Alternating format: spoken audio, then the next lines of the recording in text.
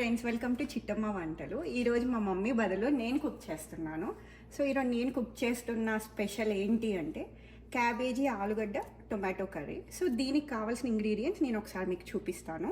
So దీనికి నేను 1 onion తీసుకున్నాను, 2 పొటాటోస్, కొరియండర్, 5 మిర్చి తీసుకున్నాను. అండ్ క్యాబేజ్ని నేను కట్ చేసి సాల్ట్ వాటర్లో పెట్టాను, 2 టొమాటోస్. అండ్ మనకి స్పైసెస్ ఏమేమి కావాలి అంటే సాల్ట్, టర్మరిక్, చిల్లీ పౌడర్, చెక్క లవంగా ఎందుకు అంటే క్యాబేజీ స్మెల్ రాకుండా ఉంటుంది. ఓకే, ఇప్పుడు మనం స్టవ్ ఆన్ చేసుకొని ప్యాన్లో ఆయిల్ పోసుకొని స్టార్ట్ చేద్దాము కుకింగ్. సో కొంచెం ఆయిల్ హీట్ అయిన వెంటనే మనం ఈ చెక్క లవంగం వేసుకోవాలి.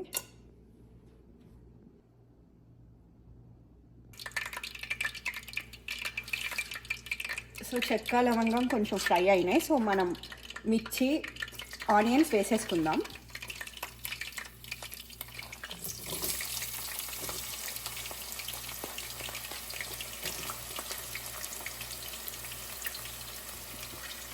మా మమ్మీ లాగా గిన్నెలో కట్ చేయడం నాకు రాదు. సో అందుకని నేను అన్నీ కట్ చేసుకొని మీకు ముందు చూపించేశాను.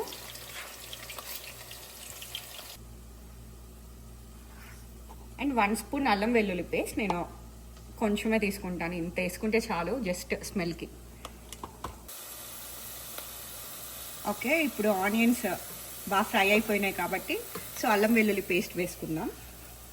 జస్ట్ కొంచెం వేసుకుంటే చాలు, ఎక్కువ కూడా అవసరం లేదు. సో మంచిగా తిప్పుకుందాము, పచ్చివాసన పోయేదాకా తిప్పుకొని ఒక 2 మినిట్స్ తర్వాత చూద్దాం. ఓకే, అల్లం వెల్లుల్లి పేస్ట్ అంతా మంచిగా అయిపోయింది. సో పొటాటో వేసుకుందాము.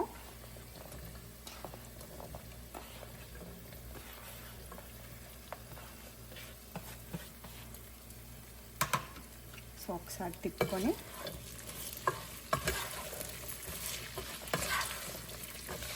కొంచెంసేపు వదిలేద్దాము. సో ఆలు కొంచెం ఇది అయిన తర్వాత నెక్స్ట్ ప్రాసెస్ మీకు చూపిస్తాను. ఓకే, ఆలు కొంచెం ఫ్రై అయినాయి. సో మనం క్యాబేజ్ వేసేసుకుంటాం.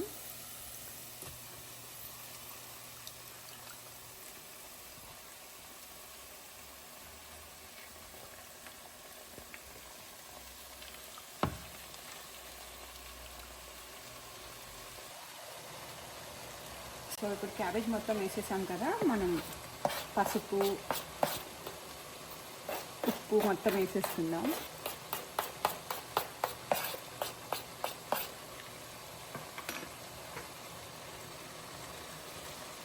వేసుకొని కలుపుకుందాం. ఒక 2 మినిట్స్ తర్వాత మళ్ళీ చూద్దాం. ఓకే, ఇప్పుడు ఒకసారి మనం చెక్ చేసుకుందాము కర్రీ ఎలా ఉందో.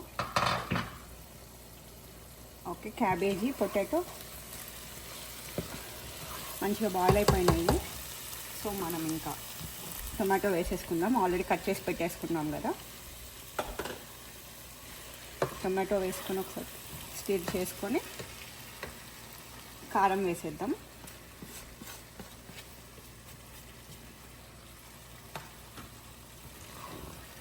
ఒకసారి తిప్పుకొని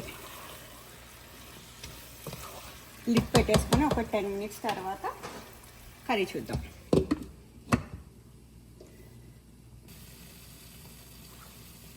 ఓకే, ఇప్పుడు మన కర్రీ ఎలా ఉందో ఒకసారి చూద్దాం. చూసారా, పర్ఫెక్ట్గా అయిపోయింది. ఆలు కూడా మంచిగా బాయిల్ అయిపోయింది.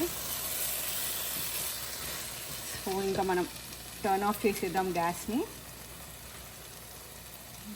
ఇంకా కొరియండర్ వేసేసి ఇంకా సర్వ్ చేసుకొని తినడమే.